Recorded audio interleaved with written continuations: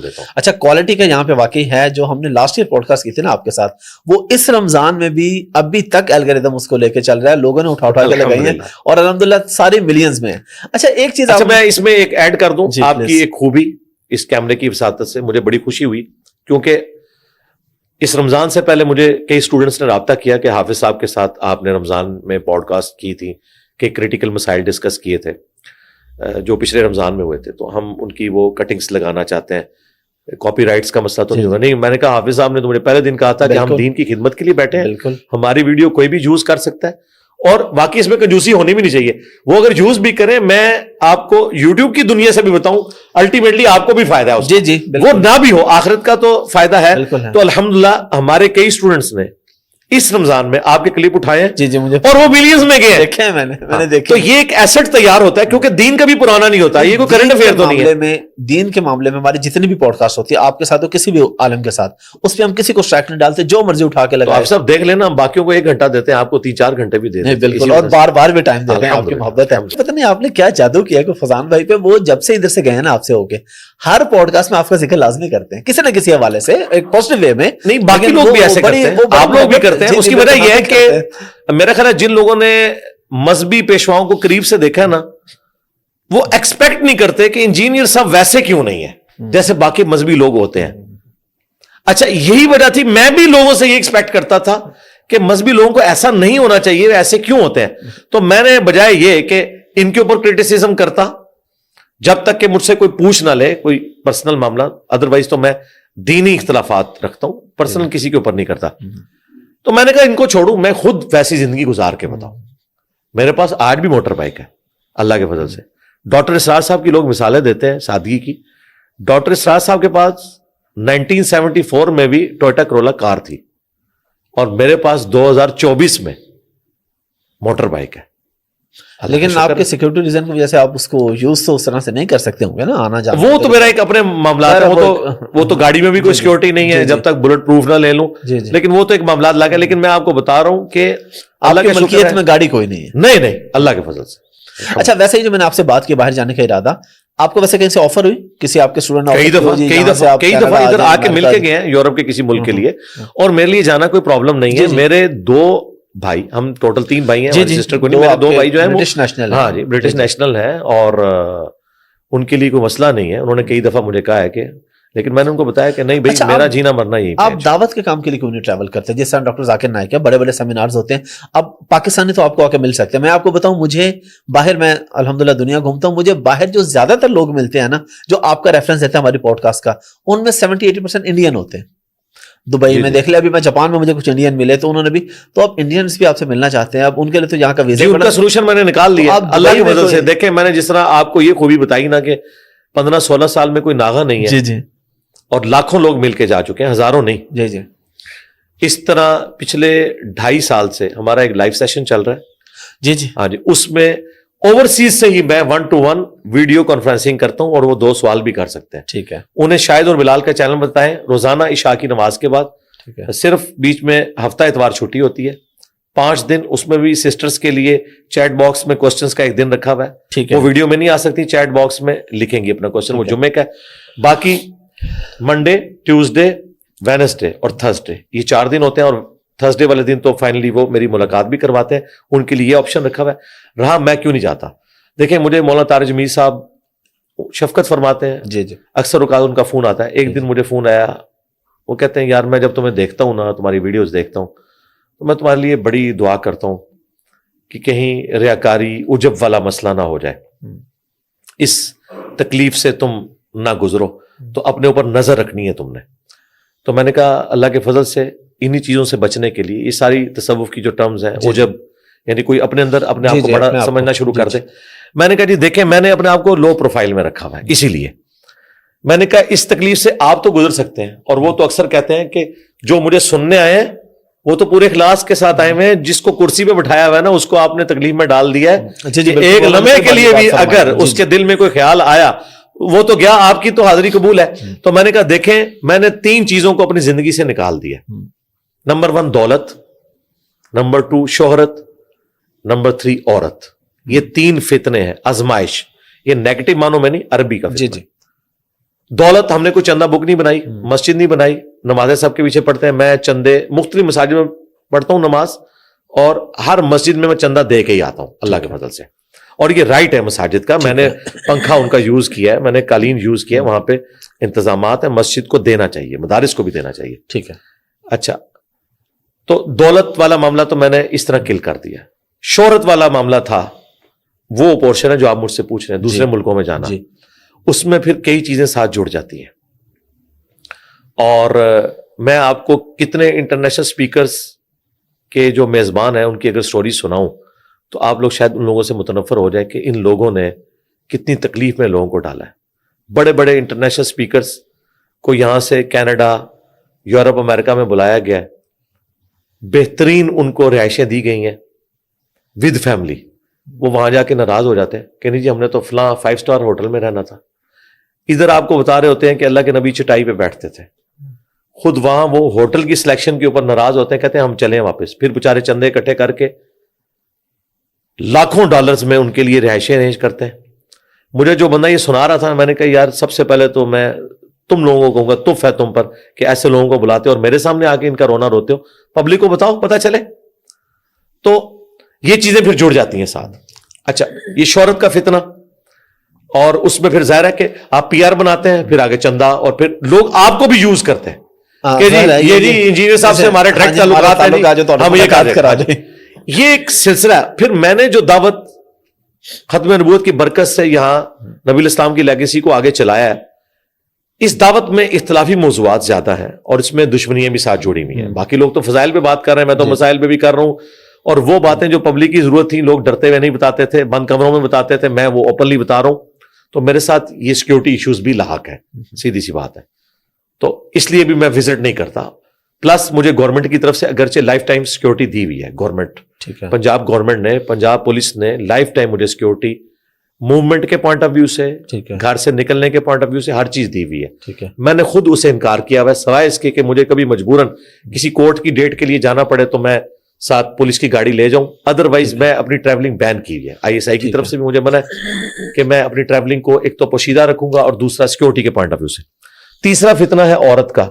आपने देखा कितने बड़े बड़े इंटरनेशनल स्पीकर्स हैं, औरतों के फितने की वजह से डिफेम हुए, दावत उनकी बैठ गई और अल्लाह के हुजूर अलग से एक जुर्म हुआ। तो मैंने अपने लिए ये हर्डल्स खड़ी की हैं, मैं अपनी दावत की कास्ट के ऊपर कोई ऐसा मामला नहीं कर सकता, इसलिए मैंने यानी इस मामले को बैन किया हुआ है कि इसके साथ बाकी चीजें जुड़ी हुई हैं, ये वजह है। बाकी जो लोग मोहब्बत करते हैं हम उन्हें दुआ में याद रखते हैं और उनसे रिक्वेस्ट करेंगे वो हमें दुआ में याद रखें।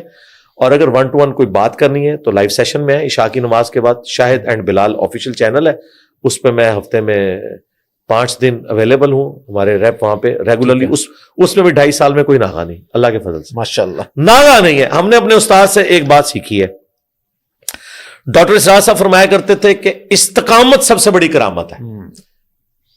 और ये जो उनका जुमला है ये बुखारी और मुस्लिम की उस हदीस में फिट इन बैठता है जो अम्मा आयशा कहती हैं कि नबी इस्लाम ने फरमाया कि अल्लाह ताला को वो अमल पसंदीदा है जो थोड़ा हो लेकिन तवातुर के साथ हो, उसमें कोई इनकता ना आए, बनिस्बत उस अमल के जो बहुत ज्यादा हो लेकिन वो टूट फूट का शिकार हो, जो कॉन्टिन्यूसली अमल हो वो आप करें। अली भाई, आप का फेवरेट आलिम कौन सा है, या फेवरेट नहीं है कह लें, आप किनको पढ़ते हैं या कोई किताबें आप रिकमेंड करना चाहें? जिंदों में या फौज शुदगान? कोई भी, जिंदा या फौज शुदगान में।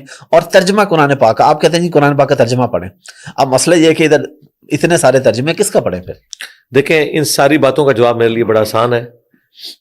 फेवरेट स्कॉलर मेरे मौलाना मदूदी है रहमहुल्लाह, तर्जमा भी सबसे बेहतरीन उनका है। जो अरबी जुबान का सोजो गुदाज उर्दू में ऑप्टिमल वर्ड्स यूज करके अगर किसी शख्स ने किया है वो मौलाना मदूदी है। ठीक है, यानी आप उनकी उर्दू पढ़ते हुए भी वो टेस्ट फील करेंगे कि जिसे अरबी आती है ना, ठीक है, और अरबी में जो टेस्ट आता। इंसानी कोशिश है, किसी का इख्तलाफ हो सकता है, ओवरऑल मैंने जितने तराजिम पढ़े हैं वो सबसे बेहतर मुझे लगा। ठीक है। रहा अब ये मसला कि तराजिम मुख्तलिफ हैं, हम इसमें बिलीव नहीं करते। 8-10 सहाबा कराम भी हों, आप उन्हें उर्दू का कोर्स करवाएं, उर्दू में मास्टर कर दें, उसके बाद उन्हें कुरान पकड़ाएं, उन्हें कहें उर्दू तर्जमा करो। क्या आप मुझे ये कहेंगे कि 10 के 10 100% एक जैसे अल्फाज इस्तेमाल करेंगे? मुख्तलिफ होंगे। जब भी एक जुबान दूसरी में ट्रांसलेट होती है बिल मफहूम होती है। لیکن حیران کن بات ہے, آج CNN BBC کی جب پٹی نیچے چلتی ہے نیوز کی, کبھی ایسا نہیں ہوا کہ افریقہ کا انسان اس کا کوئی اور مطلب لے, رشیا کا کوئی اور لے, یورپ کا اور لے, ایک ہی مطلب سب لیتے ہیں. مفہوم حالانکہ الفاظ الگ ہوتے ہیں, الفاظ الگ مفہوم ایک ہی ہوتا ہے. قرآن کے بارے میں اس سے بڑا کوئی پروپیگنڈا نہیں ہے کہ تراجم ڈیفرنٹ ہے. تراجم ایک جیسے ہیں, الفاظ کا چناؤ ڈیفرنٹ ہے, مفہوم ایک ہے.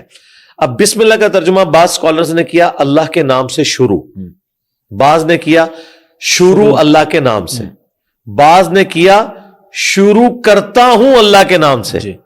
اچھا, ایک شیعہ عالم نے پتا کیا ترجمہ کیا, اللہ کے نام سے, انہوں نے شروع کا لفظ بھی نکال دیا. یعنی احمد بریلوی صاحب نے تو شروع کا لفظ, انہوں نے کہا جی شروع کا لفظ بھی امپلائیڈ ہے, عربی میں نہیں شروع لکھا ہوا, اللہ کے نام سے جو نہایت مہربان رحم والا, شروع کا لفظ بھی نکال دیا. لیکن یہ پانچوں ترجمے جو میں نے آپ کے سامنے رکھے ہیں, کسی نے شیطان کے نام سے شروع نہیں کیا.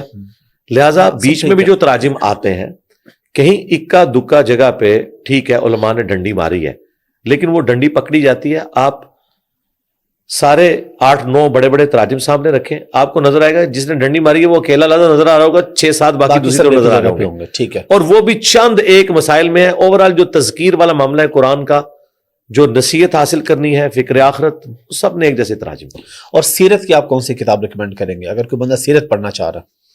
دیکھیں ہماری ماں سیدہ عائشہ سلام اللہ علیہا سے صحیح مسلم میں آتا ہے, ان سے پوچھا گیا نبی علیہ السلام کے اخلاق اور سیرت کے بارے میں, تو ام عائشہ نے فرمایا کہ تم قرآن نہیں پڑھتے, نبی علیہ السلام کی سیرت یہی تھی, یہ آپ کا اخلاق تھا. تو سیرت کی سب سے بیسٹ بک قرآن مجسم, یعنی اگر قرآن جسم کی شکل میں آتا تو نبی علیہ السلام کی ذات ہے, وہ قرآن ہے. مکی مدنی آیات وہ نبی علیہ السلام کے ساتھ چلتی ہیں, آپ کی پوری ایک بایوگرافی آپ کی دعوت ہے. باقی ظاہر ہے وہ انٹرسٹ جو آپ ایک عام آدمی کے انٹرسٹ کی چیز ہے, نبی علیہ السلام کے آباء و اجداد کے بارے میں, آپ کی بچپن کی زندگی, اور یہ ساری جو انٹرسٹ کی چیزیں, اس اعتبار سے جو امت میں سب سے بڑی سیرت کی کتاب جو اوائل میں لکھی گئی وہ سیرت ابن اسحاق ہے. وہ بھی اردو میں ٹرانسلیٹ ہو چکی ہے کئی جلدوں کے اوپر. محمد بن اسحاق یہ انس بن مالک کے شاگرد ہیں, تابعی ہیں, اور اہل سنت کے ائمہ میں سے ہیں. انہوں نے سیرت لکھی, اور بعد میں کئی محدثین نے بھی کئی روایتیں, امام بیہقی نے اور باقی ائمہ نے ان سے لی. پھر ان سے آلموسٹ 150-200 سال بعد امام ابن ہشام آئے, انہوں نے سیرت ابن ہشام لکھی. وہ بیسیکلی تلخیص ہے ابن اسحاق کی, وہ بھی اردو میں آ چکی ہے. پھر اس کی تلخیص آج سے آلموسٹ 200-250 سال پہلے ہوئی ہے. محمد بن عبد الوہاب صاحب جو عرب کی سرزمین میں بہت بڑے ایک اسکالر گزرے ہیں, جن کی طرف وہابی فرقے کو منسوب کیا جاتا ہے جان بوجھ کے, حالانکہ اہل حدیث تو ان کو ایک اسکالر کے طور پہ مانتے ہیں, لیکن وہ بہت بڑے ایک شخصیت تھے. ان کے بیٹے تھے عبداللہ بن محمد بن عبد الوہاب, انہوں نے سیرت ابن ہشام کو بھی پھر مزید تلخیص کر کے ایک جلد میں لے آئے ہیں, سیرت الرسول. اس کا نام ہے مختصر سیرت الرسول. یہ آپ کو ہماری ویب سائٹ ahlsunnatpak.com پہ اس کا PDF بھی مل جائے گا, اور اس میں سارا ایڈریس ہے, وہ اگر آپ نے ہارڈ کاپی منگوانی ہے وہ بھی منگوا سکتے ہیں. ایک جلد کے اندر مجھے تو یہ بڑی اچھی سیرت کی کتاب رکھی ہے, ٹھیک ہے, یعنی ایک لگتی ہے. اس کے بعد الرحیق المختوم ایک انڈین عالم تھے, صفی الرحمان مبارک پوری, 2005 میں آلموسٹ ان کی ڈیتھ ہوئی ہے. انہوں نے ایک جلد کے اوپر لکھی ہے, اور انہیں سعودی عرب میں ایوارڈ بھی ملا تھا جن کتابوں کو, ان میں ٹاپ پہ ان کی کتاب تھی. اچھا, اس کتاب میں بھی مختصر سیرت الرسول جو میں نے بتائی نا, اس کے ریفرنسز موجود ہیں. ٹھیک ہے, اس سے آپ اندازہ لگائیں کہ یہ کتاب اتنی زبردست ہے مختصر سیرت الرسول. باقی اس کے بعد میں مشورہ دوں گا کہ آپ احادیث کی طرف آئیں, بخاری, مسلم, ترمذی, ابو داؤد, نسائی, ابن ماجہ, اور اگر کمبائنڈ فارم میں اس کے نوٹس پڑھنا چاہے تو میں ایک ہی کتاب ریکمینڈ کرتا ہوں, مشکات المصابیح. ٹھیک ہے, مشکات المصابیح 800 سے 700 سال پہلے اہل سنت کی 13 کتابوں کے نوٹس انٹلیکچوئل ترتیب سے جمع کیے گئے, بخاری سے لے کے ابن ماجہ تک, اور اس سے ہٹ کے بھی حاکم سے روایتیں لی گئیں, بیہقی سے لی گئیں, سنن کبریٰ سے, اور مصنف ابن ابی شیبہ سے, اور الموطا امام مالک, سنن دارمی. بخاری, مسلم, ابو داؤد, ترمذی, نسائی, ابن ماجہ تو تھیں, ان کتابوں سے بھی لے کے انہوں نے ایک انٹلیکچوئل ترتیب بنائی اس کی, اور اتنی نیکی کی کہ بخاری مسلم کی حدیثوں کو انہوں نے الگ رکھا. ہر چیپٹر میں 3 چیپٹر بنائے ہوئے ہیں. پہلا چیپٹر بخاری اور مسلم کا ہے, دوسرا ادر دین بخاری اور مسلم کا ہے، اور تیسرا چیپٹر وہ ہے کہ جو امام بغوی نے جب انہیں انیشلی یہ کتاب مصابیح السنہ لکھی تھی، اس میں اگر ان سے کوئی بخاری یا مسلم کی حدیثیں یا ابو داؤد ترمذی کی چھوٹ گئی تھی، تو جب اس کی کمپلیشن کی ولی الدین تبریزی نے، تو انہوں نے اس تیسری فصل میں وہ حدیثیں بھی ڈال دی. میرے نزدیک مشکات لکھ کے محدث نے ایسا قلم توڑا ہے، یعنی میں حدیث کی فیلڈ میں لوگ سمجھتے ہیں مجھے کہ میں نے کتنی مہارت حاصل کی ہے، الحمدللہ اپنی زندگی کھپائی ہے. میں بھی اگر کوئی کتاب لکھوں نا، ان ساری کتابوں کے نوٹس بنا کے، میں سمجھتا ہوں کہ مشکات ہی ہوتے ہوئے میں سمجھتا ہوں کہ کسی کتاب کی ضرورت ہی نہیں ہے. مولانا مودودی رحمہ اللہ بھی اپنے اسٹوڈنٹس کو یہ وصیت کرتے تھے کہ تفہیم القرآن آپ کے گھر ہونا چاہیے، اور حدیث کی مشکات المصابیح.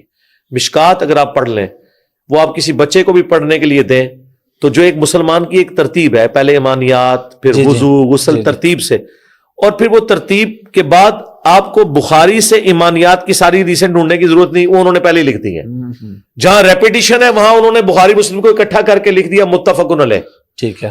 آپ 13 کتابیں پڑھیں تب بھی آپ یہ نہیں کر سکتے. اور میں حیران ہوں، 748 ہجری میں فوت ہوئے ہیں، آج 1445 ہجری ہے. 700 سال پہلے جب نہ کوئی کمپیوٹر تھا، نہ کوئی سافٹ ویئر تھا، نہ کوئی آپشن تھا آپ کے پاس کہ آپ سرچ کرتے، اس بندے نے یہ اتنا بڑا کام کیا.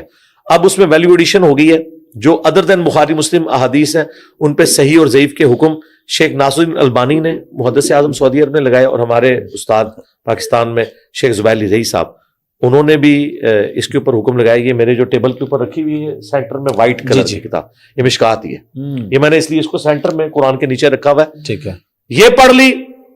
لوگ پوچھتے ہیں کہ 2 گتوں کے درمیان قرآن ایک جگہ ہے. اہل سنت کی حدیث کی کتابوں کے نوٹس اگر میں ساری حدیثیں پڑھنا چاہتا ہوں 2 گتوں میں، مشکات ہے، جو ایک عام بندے کی ضرورت ہے. سب کچھ اس میں کور ہے. زبردست.